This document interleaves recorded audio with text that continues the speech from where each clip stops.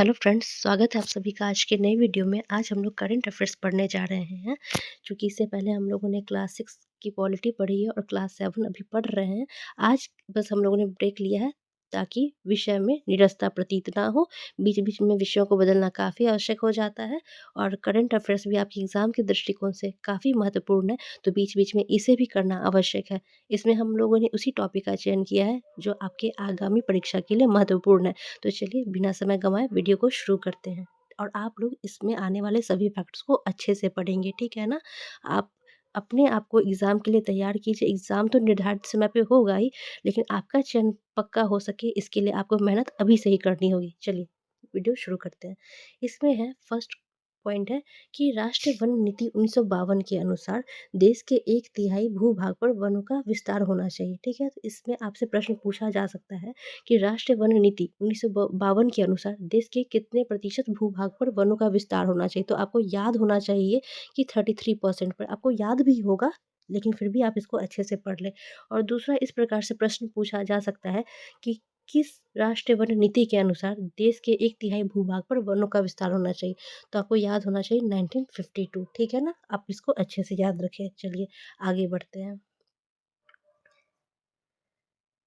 देखिए, इसी में है इंडिया फॉरेस्ट रिपोर्ट 2021, चूँकि यह रिपोर्ट प्रत्येक 2 वर्ष पर निकाली जाती है, लेकिन 2023 में इसका प्रकाशन नहीं हुआ है, तो हम लोग इसी रिपोर्ट को 2024 में भी पढ़ेंगे, ठीक है ना? चूँकि यह बीपीएससी के द्वारा यह बहुत ही महत्वपूर्ण टॉपिक के रूप में माना जाता है, तो हम इसको बिल्कुल भी अवॉइड नहीं करेंगे। चलिए, इसमें है फर्स्ट पॉइंट है कि देश में कुल वन एवं वृक्षावरण, ठीक है ना? कुल वन और वृक्षावरण की बात हो रही है, तो प्रतिशत में देखा जाए तो 24.62% और अगर एरिया के हिसाब से देखा जाए तो 8,09,537 किलोमीटर स्क्वायर, ठीक है? देखिए ये परसेंटेज काफ़ी इंपॉर्टेंट हो जाता है। यहाँ वन और वृक्षावरण दोनों को जोड़कर बात की गई है, ठीक है ना? तो आप इसको भूलेंगे नहीं। और अभी हम लोगों ने डिस्कस किया था कि राष्ट्रीय वन नीति में 1952 के अनुसार कितना होना चाहिए? 33%, बट अभी इंडिया में कितना है? 24.62%, जो कि अभी भी टारगेट से कम है, ठीक है? तो इसी को बढ़ाने का प्रयास किया जा रहा है विभिन्न परियोजना लाके, ठीक है ना? बिहार सरकार भी इस दिशा में काफ़ी प्रयास करती है, जैसे जल जीवन हरियाली मिशन आदि के द्वारा, ठीक है? चलिए, इसमें आप एरिया भी अच्छे से याद कर लीजिए और परसेंटेज तो आपके दिमाग में छप जाना चाहिए जब तक इंडिया फॉरेस्ट रिपोर्ट 2024 में प्रकाशित नहीं होती है, ठीक है? तब तक जो भी बिहार में एग्ज़ाम आयोजित होने वाला है, उसके लिए यही रिपोर्ट महत्वपूर्ण है, तो आप रिपोर्ट की प्रतीक्षा ना करें। वह जब उसको आना होगा, हम लोग अपडेट करते रहेंगे, बट अभी के लिए ये काफ़ी महत्वपूर्ण है। ठीक है? आप इसको रट लें, हो सकता है जब आपका एग्ज़ाम हो तब तक रिपोर्ट आए भी नहीं 2024 का, 2023 वाला जो 2024 में प्रकाशित होने वाला है, इसीलिए आप इसी रिपोर्ट को अच्छे से अभी पढ़ लें। चलिए, नेक्स्ट पॉइंट है देश में कुल वनावरण, ठीक है ना? अब देखिए वनावरण कितना है 21.71%, ठीक है? ये सारे परसेंटेज मैंने वही लिखे हैं जो एग्ज़ाम के पॉइंट ऑफ व्यू से इम्पोर्टेंट है, इसलिए आप इसको अच्छे से पढ़ लेंगे। और वृक्षावरण कुल कितना है 2.91%, ठीक है? तो अगर हम इन दोनों को ऐड करते हैं तो हमारा क्या हो जाता है 24.62%, यानी वनावरण और वृक्षावरण दोनों को हम लोगों को अलग-अलग भी याद करना है और कंबाइंड रूप से ये कितना होता है हम लोगों को ये भी परसेंटेज अच्छे से याद रखना है, ठीक है ना? एग्ज़ाम में सबसे इम्पोर्टेंट आपका फर्स्ट पॉइंट हो जाता है इसका परसेंटेज, ठीक है ना? फिर आप इसको भी पढ़ लेंगे। अब आपको अपनी तरफ से कोई गलती नहीं करनी है। चलिए आगे बढ़ते हैं। अगला है कि सर्वाधिक मैंग्रोव वन क्षेत्र वाला राज्य कौन-सा है, ठीक है? तो इसमें सर्वाधिक मैंग्रोव वन क्षेत्र वाला राज्य है पश्चिम बंगाल, ठीक है ना? इसको आप अच्छे से याद रखेंगे और सेकंड पोज़ीशन है गुजरात का।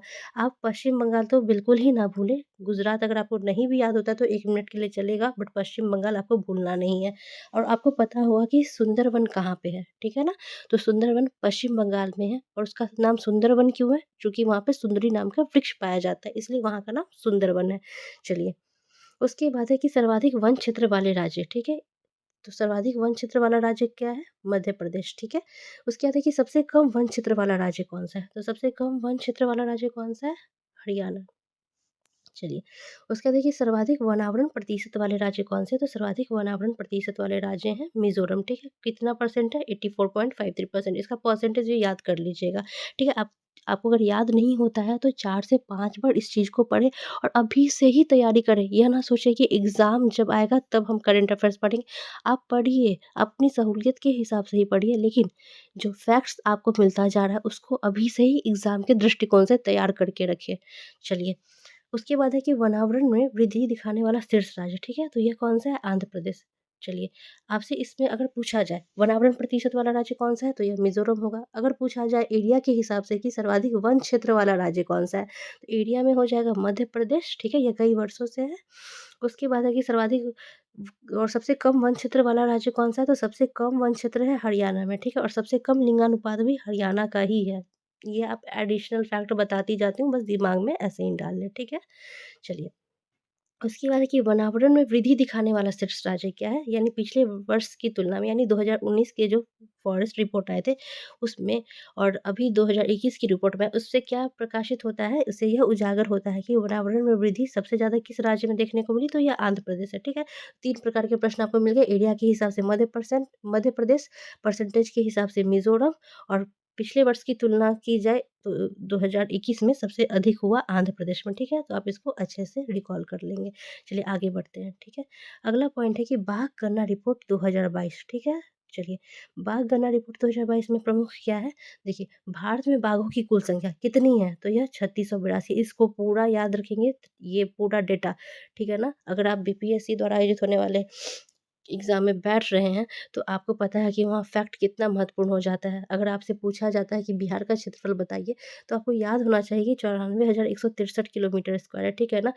चलिए, यहाँ पे कोई कन्फ्यूज़न नहीं होना चाहिए। अगर आप यहाँ पे अच्छे से डेटा याद नहीं करेंगे, तो आपको कन्फ्यूज़ करेंगे 153 से 143 से, तो अगर आप वहाँ थोड़ा भी भूलते हैं, तो आप 1 नंबर से चूक जाते हैं और यही 1-1 नंबर आपको एग्ज़ाम से डिस्क्वालीफ़ाई करता है, ठीक है ना? तो अपने कमज़ोरियों पर काम कीजिए, अगर आपको आता है तो बहुत अच्छी बात है, लेकिन अगर कहीं भी दिक्कत हो रही है तो अभी से ही पकड़ मज़बूत कीजिए। चलिए, तो बिहार में बाघों की कुल संख्या कितनी है? यह है 3682। चलिए, उसके बाद देखिए विश्व का 75% बाघ कहाँ पे है? तो ये सबसे ज़्यादा विश्व का 75% बाघ कहाँ पे है? अकेले भारत में है, ठीक है ना? चलिए, यानी सर्वाधिक बाघ कहाँ किस देश में है? तो हमारे भारत में है, चलिए। और भारत में भी सबसे ज़्यादा बाघ किस राज्य में है? तो सबसे ज़्यादा बाघ किस राज्य में? मध्य प्रदेश में, ठीक है ना? चलिए, इसके बाद आप बताइए, चलिए बाद में हम प्रश्न पूछेंगे। इसके बाद है कि सबसे ज़्यादा बाघ भारत के किस अभयारण्य में है? जब अभयारण्य की बात होगी, तो यहाँ पे क्या हो जाता है उत्तराखंड के जिम कॉर्बेट टाइगर रिज़र्व में, ठीक है ना? उत्तराखंड के जिम कॉर्बेट टाइगर रिज़र्व में क्या है? सबसे ज़्यादा बाघ है, ठीक है? अभयारण्य की बात में। यानी जब राज्य पूछा जाए कि सबसे ज़्यादा बाघ किस राज्य में, तो हम आंसर मध्य प्रदेश होगा। लेकिन जब अभयारण्य की बात की जाए, ठीक है? तो वहाँ पे क्या होगा? जिम कॉर्बेट टाइगर रिज़र्व, ठीक है? चलिए, जब टाइगर की बात हो ही रही है तो आप मुझे बताएँगे कि वाल्मीकि टाइगर रिज़र्व किस राज्य में है, ठीक है? चलिए, उसके बाद ज़िले का भी नाम बताना है। यह महत्वपूर्ण प्रश्न है, आप मुझे कमेंट बॉक्स में ज़रूर बताएँ अगर आप वीडियो देखते हैं, ताकि मुझे भी लगे कि आप सीरियसली पढ़ रहे हैं। चलिए आगे बढ़ते हैं। अगला पॉइंट है प्रोजेक्ट चीता, ठीक है? प्रोजेक्ट चीता क्या है? प्रोजेक्ट चीता के तहत देखिए 2022 मैंने लिखा है, ये आपको इसमें याद नहीं रखना है 2022 से, इसमें याद रखना क्या है कि नामीबिया से, ठीक है ना? नामीबिया से 8 अफ्रीकी चीतों को मध्य प्रदेश के कूनो राष्ट्रीय उद्यान में लाया गया, ठीक है? तो इसमें से 2 प्रश्न बहुत इंपॉर्टेंट बन जाते हैं। जैसे सबसे पहले आपसे पूछ सकता है कि कूनो राष्ट्रीय उद्यान कहाँ है? चूँकि कूनो राष्ट्रीय उद्यान चर्चा में रहा, चूँकि यहीं से नामीबिया में 8 अफ्रीकी चीते लाए गए, तो कूनो राष्ट्रीय उद्यान महत्वपूर्ण हो जाता है। तो याद रखना है कूनो राष्ट्रीय उद्यान कहाँ पे है? तो यह है मध्य प्रदेश में, ठीक है? चलिए, उसके बाद यहाँ पे कहाँ से अफ्रीकी चीते लाए गए? तो ये नामीबिया से लाए गए, ठीक है ना? नामीबिया याद रखना है आपको, इसको भूलना नहीं है। और इसका लक्ष्य क्या है? प्रोजेक्ट चीता का लक्ष्य क्या है? तो इसका लक्ष्य है 5 वर्षों में कुल 50 चीतों को भारत लाने की योजना है, ठीक है ना? 5 वर्षों में हम लोगों को कितने चीते लाना है? 50 चीतों को इंडिया में लाना है, ठीक है? चलिए, ये फैक्ट आप अच्छे से याद रख लीजिएगा। चलिए, आगे बढ़ते हैं। आप मुझे कमेंट बॉक्स में बताएँगे कि रणथंभौर रिज़र्व कहाँ पे है? ठीक है? चलिए।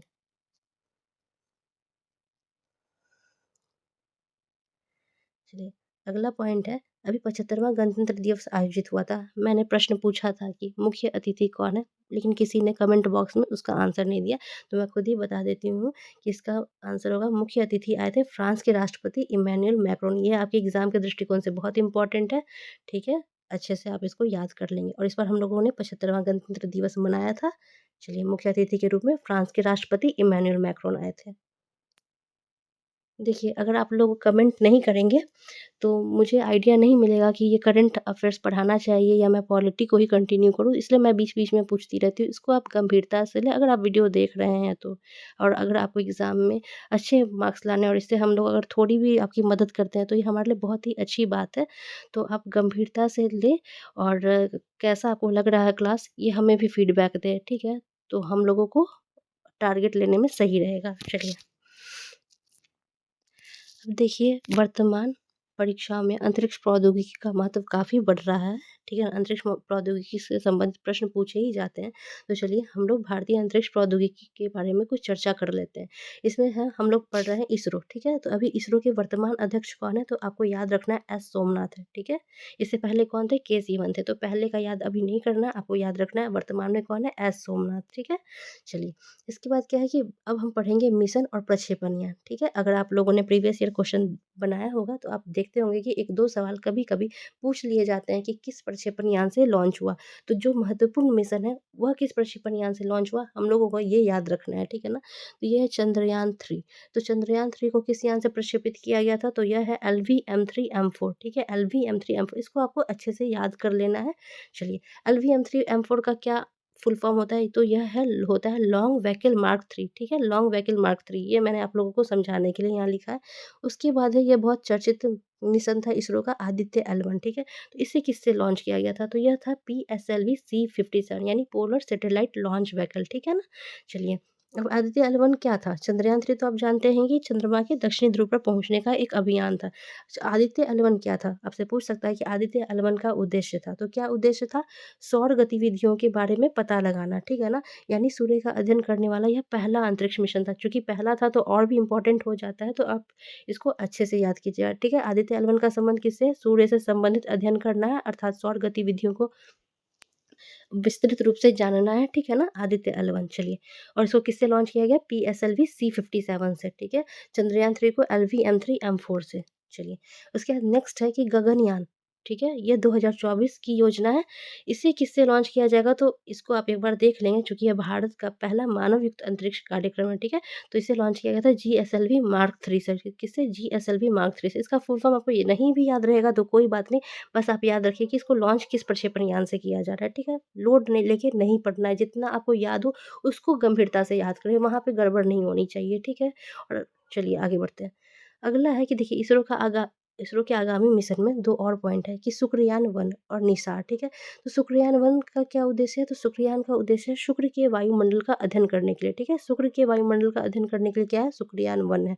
चलिए निसार से प्रश्न पूछा हुआ है बीपीएसएससी के द्वारा, ठीक है? चलिए, या तो ये फॉरेस्ट रेंज ऑफिसर में प्रश्न पूछा गया था, मुझे एग्ज़ैक्टली याद नहीं है बट ये प्रश्न पूछा गया था। चलिए, निसार है, निसार किस लिए यूज़ हुआ? तो इसमें प्रश्न पूछा गया था निसार किसका संयुक्त मिशन है? तो आपको याद रखना है कि नासा और इसरो का यह संयुक्त मिशन है। नासा क्या है? अमेरिकी अंतरिक्ष कंपनी है, ठीक है? और इसरो क्या है? भारतीय अंतरिक्ष कंपनी है। तो इन दोनों का जॉइंट मिशन है। कौन? निसार। और ये किस लिए इन दोनों का जॉइंट मिशन किया गया? तो ये करना है पृथ्वी की निगरानी हेतु, ठीक है? तो आप इसको भी याद रखिएगा और इसको भी याद की रखिएगा। जो भी आपके पेज में है मैं बताते जा रही हूँ, आप उसको अच्छे से याद कर लीजिएगा, ठीक है? चलिए आगे बढ़ते हैं। देखिए, अब ये सबसे इम्पोर्टेंट टॉपिक है पद्म पुरस्कार 2024। अभी आपको पता होगा कि बिहार के 7 व्यक्तित्व को यह पुरस्कार मिला है और यह ठीक है, 26 जनवरी के अवसर पर मिला था। कितना इम्पोर्टेंट है, ये आपको एग्ज़ाम में ही पता चलेगा। अगर आप टीआरई 3 में बैठने वाले हैं, तो आपको एक प्रश्न इससे ज़रूर मिलने वाला है इस टॉपिक से, इसलिए हम लोग वही टॉपिक कर रहे हैं। तो आप इसको अभी याद कर ही लीजिएगा, रट लीजिएगा, ठीक है? प्रश्न पूछने की प्रबल संभावना है, एग्ज़ाम में पता चलेगा कि पूछा जा रहा है या नहीं पूछा जा रहा है। हम कोई भविष्यवक्ता तो नहीं है, बता नहीं पाएँगे, लेकिन ये प्रबल संभावना है इस टॉपिक की, ठीक है? चलिए। इसमें फर्स्ट टॉपिक है, इसमें फर्स्ट पॉइंट है।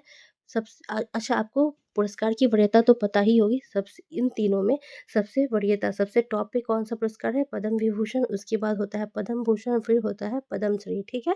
यह वरीयता क्रम है। तो इस बार पद्म विभूषण किनको मिला है? बिहार से एकमात्र हैं डॉक्टर बिंदेश्वर पाठक, ठीक है? इनका देहांत हुआ था, चलिए, पिछले साल ही। ठीक है। डॉक्टर बिंदेश्वर पाठक पद्म विभूषण इनको मिला किस क्षेत्र में? सामाजिक कार्य के क्षेत्र में। तो इसके बारे में मैं थोड़ा-सा विस्तार से बता देती हूँ। सुलभ शौचालय का आप नाम सुने होंगे। यह इन्हीं के द्वारा शुरू किया गया या इन्हीं के मन स्थल पर सबसे पहले यह आया था। इसकी योजना शुरुआत करने का निर्णय इन्हीं के द्वारा लिया गया था, ठीक है। बिंदेश्वर पाठक और इन्होंने इनके बारे में हम लोग कभी विस्तृत रूप से चर्चा करेंगे। अभी वीडियो बड़ा करने से कोई मतलब नहीं है, आगे बढ़ते हैं। चलिए, उसके बाद है next point doctor CP Thakur ये भी इम्पोर्टेंट हो जाते हैं, ठीक है। इनको मिला है पद्म भूषण और इनका नाम क्या है? पूरा नाम है चंद्रशेखर प्रसाद ठाकुर, ठीक है। इनको किस क्षेत्र में यह पुरस्कार मिला? तो यह चिकित्सा के क्षेत्र में। आप इनका क्षेत्र याद रखेंगे, ठीक है। पद्म भूषण मिला है वो तो प्रश्न में दिया ही रहेगा। आपसे पूछा जाएगा एरिया किस क्षेत्र में मिला है और आप टीआरई 1 में यह प्रश्न देखे होंगे कि सुभद्रा कुमारी के बारे में पूछा गया था, ठीक है ना। सुभद्रा कुमारी के बारे में कि उनका संबंध किससे था? तो उनका था पेपर मेसी आर्ट से। तो यही टॉपिक था, ठीक है ना। तो आप लोग इसलिए इस टॉपिक को इस बार करके जाएँगे।